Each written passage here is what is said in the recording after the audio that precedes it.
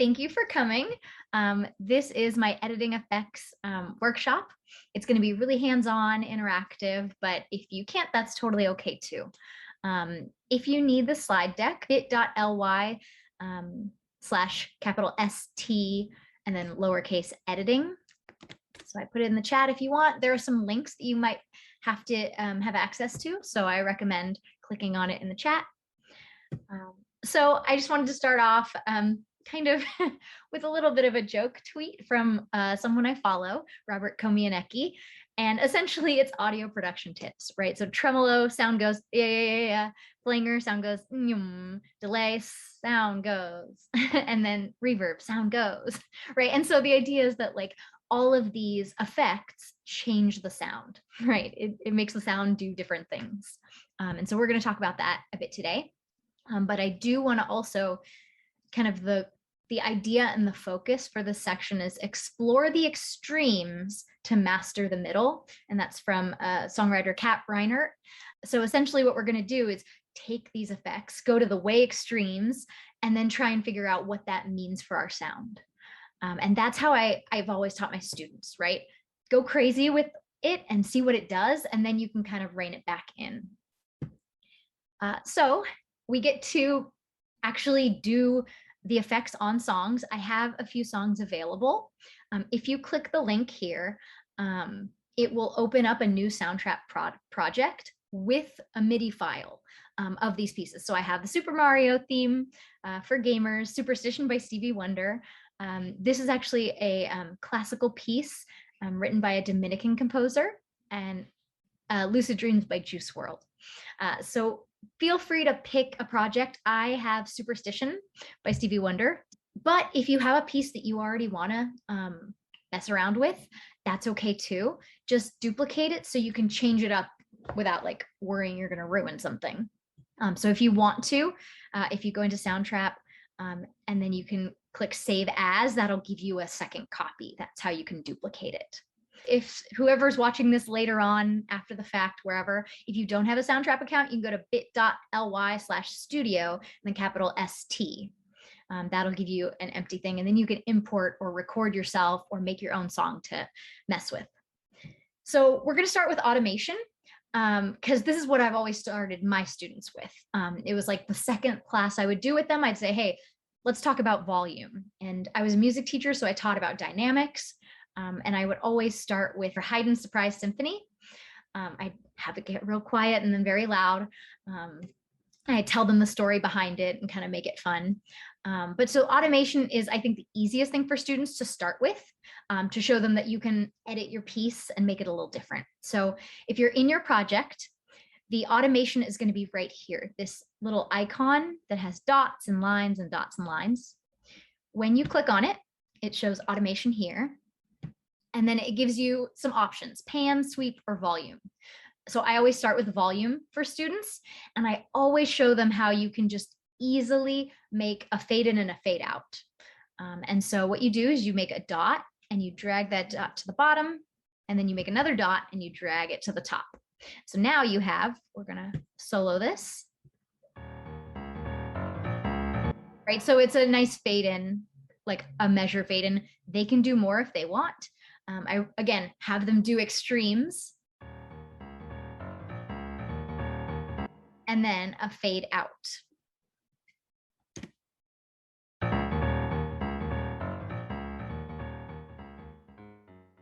So that's a good start for students to get an idea of how to add volume to certain parts. There are some other things you can do, specifically side chaining, because essentially it's like it leaves room for other things, particularly like drum beats, 808s, things like that. And this is kind of what it looks like. If you notice, it's kind of at the bottom and it goes up and down, and you can make it really intense right here. And this is a good example of how to do it.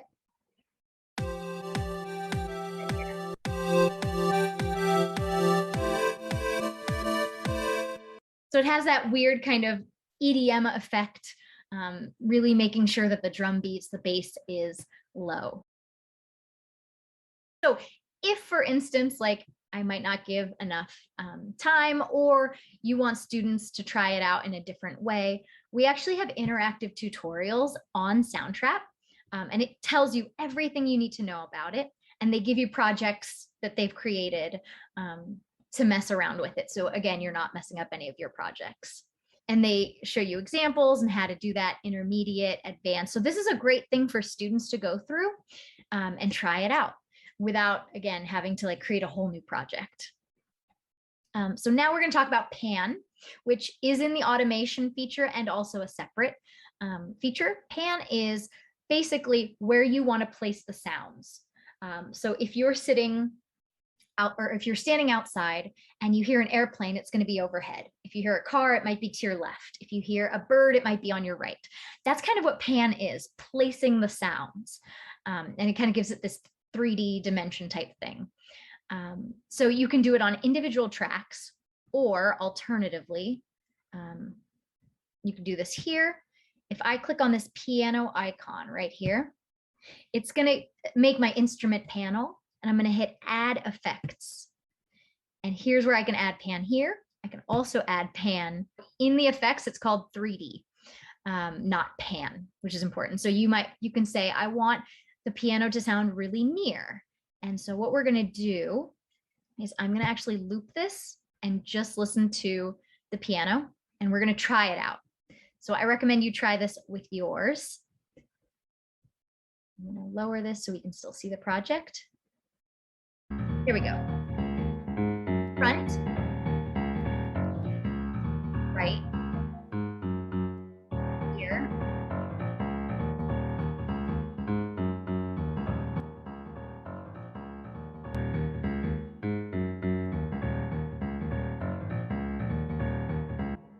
I think it's important, again, to kind of do the extremes. I want to give a couple minutes for you to try it out on your own piece. So again, there's a few ways you can do this. You can click on the automation and change the pan here, move it around, see how, again, extremes to master the middle, or you can click on the instrument and go to effects, and it's 3D. And I recommend turning on the cycle bar right here. It's this icon, and just looping one part of the song. So I've soloed piano, I've cycled it, so it just keeps going, and then you can kind of test it out. So I'm going to give maybe 30 seconds for you to try on your own project. Delay is really cool. Delay, delay, delay. It repeats the sound and makes it quieter each time. This is probably one of my favorites. This is my favorite, especially for this piano track, because it actually creates kind of a cool counter melody. So what we're going to do is the same thing. Click on that piano icon and go to effects right here. I'm going to delete the pan. And then I'm going to add the effects delay. It's the blue one. Like we've been mentioning, explore the extremes to master the middle. So I'm going to go crazy on the extreme mix and time and see how that sounds.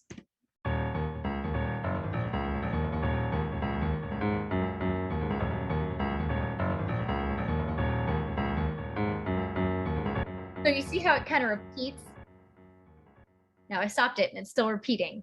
So that's intense mix and delay. Again, you can test out and have students test out what is it with no mix and a lot of time.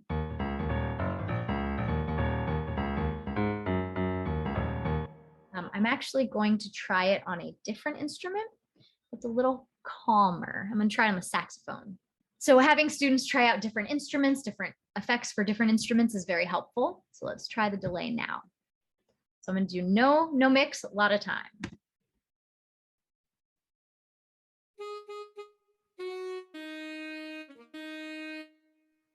It doesn't give us a lot. If I do no time and a lot of mix.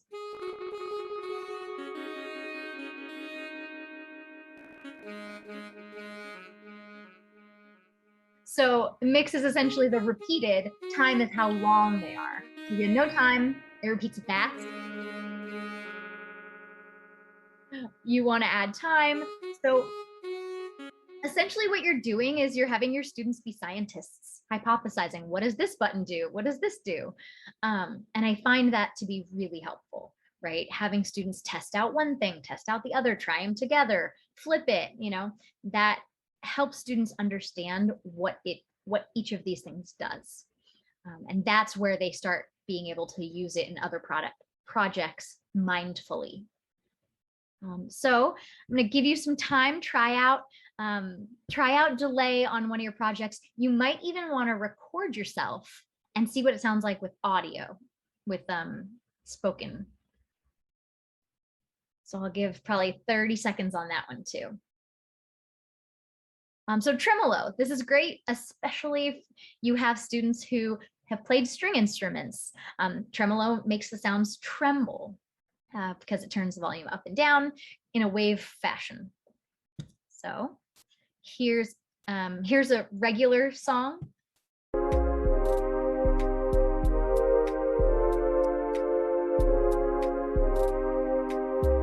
And here's it with tremolo.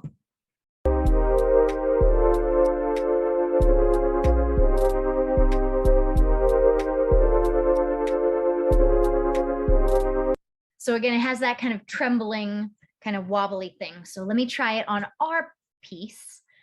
So same thing, I solo the track that I want to practice on. I keep the cycle on, and I click the instruments, click effects, and tremolo is here. I'm going to do the extremes. I'm going to go crazy depth, a lot of rate, and see how that sounds.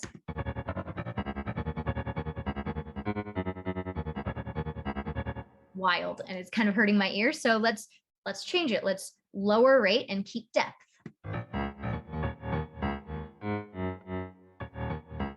It really takes out part of the song, right? Like part of the notes. It's really interesting. So now we'll flip it. A lot of rate, no depth.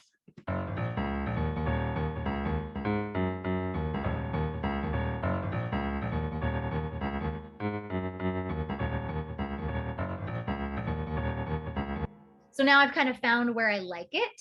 Explore the extremes to master the middle.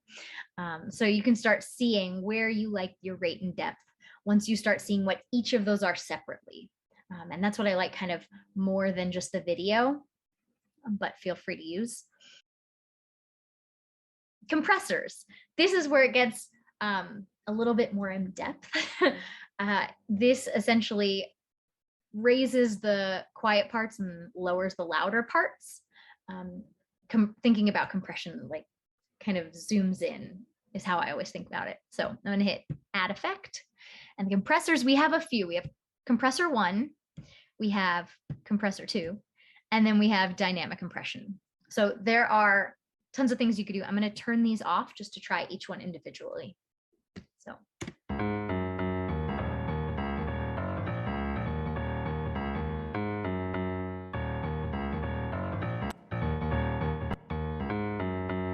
So it kind of makes it more full with this one. I turned it off again to see what it sounds like before, hear what it sounds like before and after.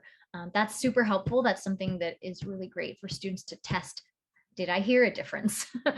Some students might not, and that's totally okay. But I feel like the more they use these, they will start getting better. So here's compressor 2. So this has 2, so we'll do the same thing. Up the amount and range.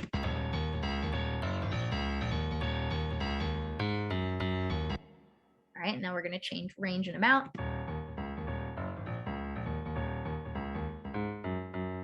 I actually like that one a little more. Now, no amount, increase range. And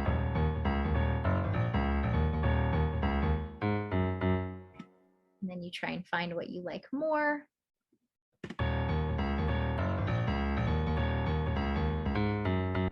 Again, it always helps students, like the middle-ish is where it'll sound the best, but have them try both.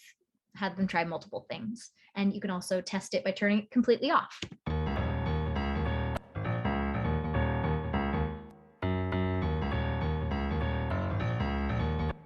And again, these are subtle differences. So the dynamic compressor is a lot.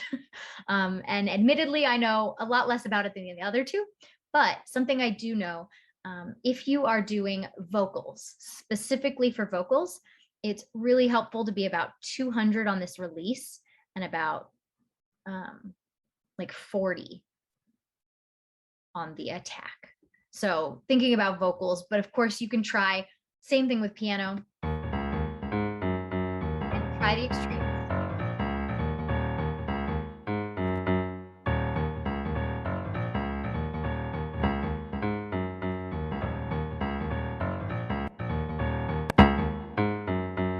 So there, again, turning off and on, having students practice, turning it off, turning on, changing the knobs is very helpful.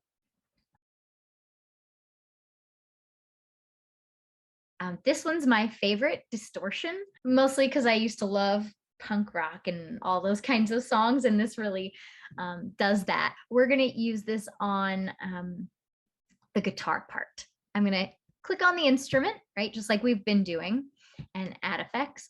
Sorry, so distortion brings out the overtones. It makes it a little crunchier. So classic distortion. So what we're going to do, same thing, press play and try out without, with, and extremes. Without.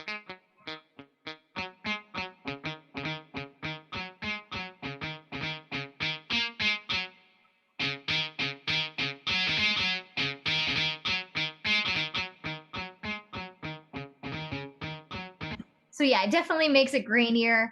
If you add more tone, it brightens it. Again, have students try no distortion, lots of tone.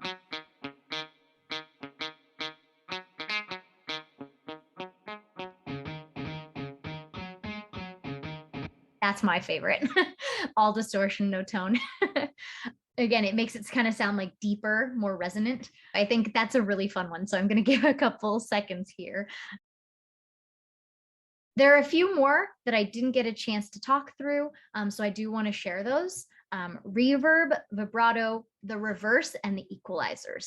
So all of these don't have like fancy images for them, but so they do have that effect series that you can give students if you'd like. So reverb is great. I'm going to use the saxophone actually for reverb. And what it does essentially is just repeats it. So there is kind of an automatic reverb already set. That's fine. But you can add even more and kind of be more specific. So I use room. That helps a lot. So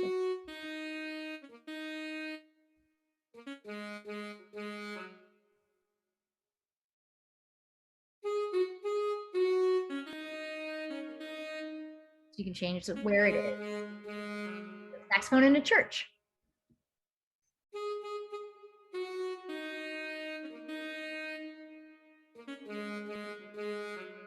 Again, have students try them out and find out which ones they like.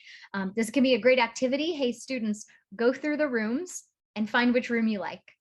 Name your top 3 based on the sound. And again, students can up the reverb here. This way too. So this is a very big space, a cave or something like that. So that's another thing they can do. Again, this is great for specifically vocals again. Just giving a little bit of extra reverb on a duplicated vocal is incredible. It just sounds so professional. So that's a cool thing to do. Vibrato, also one of those like tremolo. If you have string students, you get it. That is vibrate. It vibrates the string or the sound. Let's do the horns part. Actually, we'll do guitar because that is kind of like a string instrument. Our vibrato's here, right next to the tremolo. So we have off,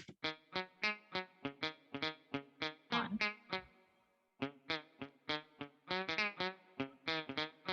It flattens it.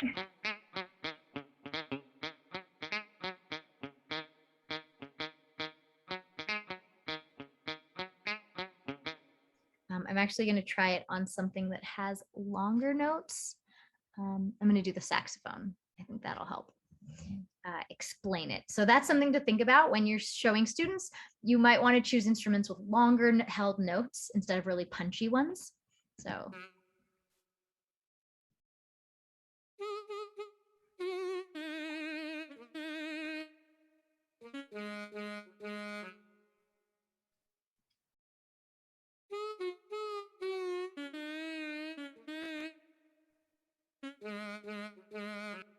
So when it's normal, right, rate and depth are roughly the same, about 12, 1 o'clock.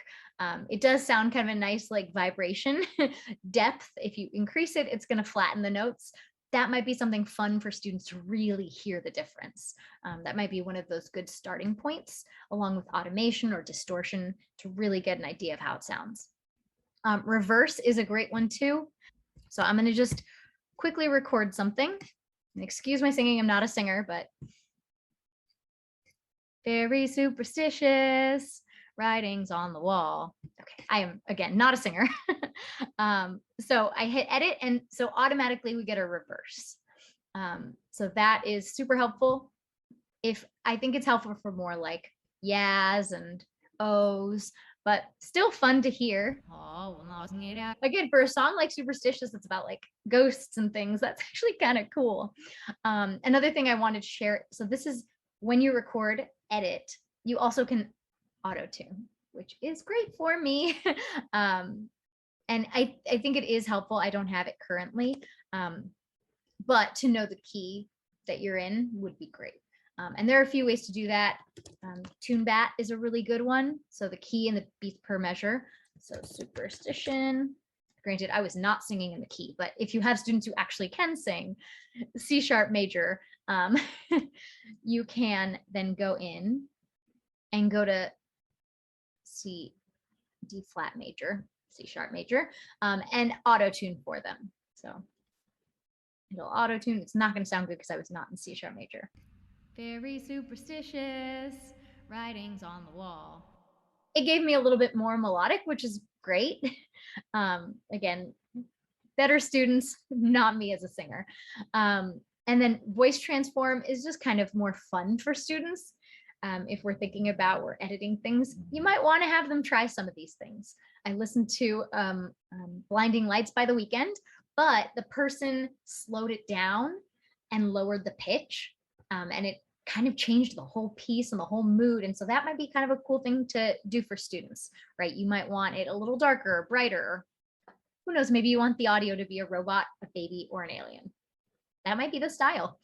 And then equalizers. So equalizers, I think, is a really helpful thing. Again, getting more advanced. I'm gonna do the piano again. So equalizer. What I recommend and what I've seen and heard is to completely drop out these low frequencies. So these are all the frequencies in your sound. So in the piano sound, there are all these different kinds of frequencies. These are going to enhance or unenhance the parts. We don't really hear the low anyway in our life, just because our ears aren't used to that. So just turning them off is really helpful. It doesn't like change the quality of the sound, but I think it enhances it a little. But we'll listen and again, try to show students the extremes, really high and then really low, but let them know that you don't want that in your piece. You do not want something that's really, really high or really, really low with an equalizer. You want things generally really small changed, just slightly off the center. That typically will make it sound best, but in the interest of education and teaching them these things, I think it's important for them to know, okay, these are the high frequencies. What does that sound like? So let's try it out here.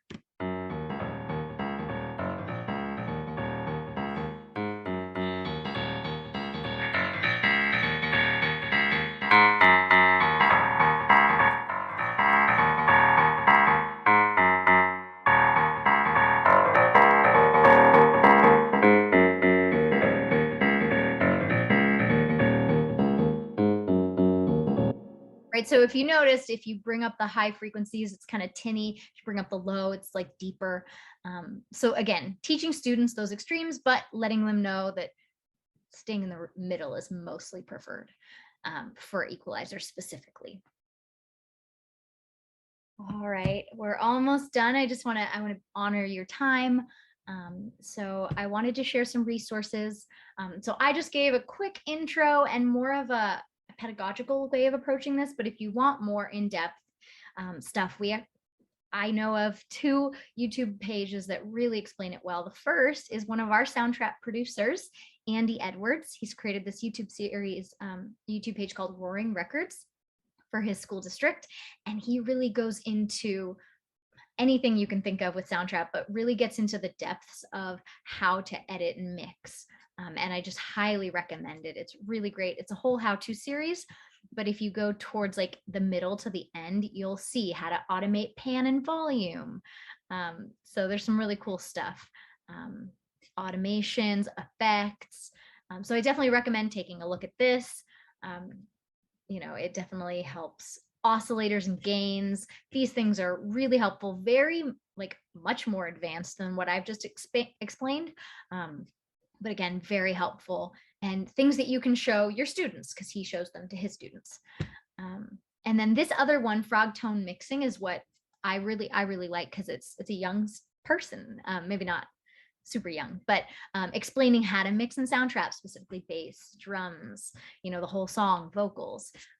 I don't necessarily know if it's appropriate for students. I would watch before, but it is great for you to get an idea in a very easy to understand way. So I definitely recommend those two. And then that's pretty much it. I want to thank you for being there with me and explaining any customer like tech support issues. We have our tech support who's super great. But if you have any other questions like sampling, curriculum things like, hey, I have an idea, how would I implement this? That's what I'm here for. So feel free to email me, serena@soundtrap.com. I would love for you to fill out this feedback form just to let me know how I did. And also you get a PD certificate. I don't know if your district needs that, but that basically says that you were here and you took your time, which I really appreciate. So thank you all. I'm going to stop recording. Thanks.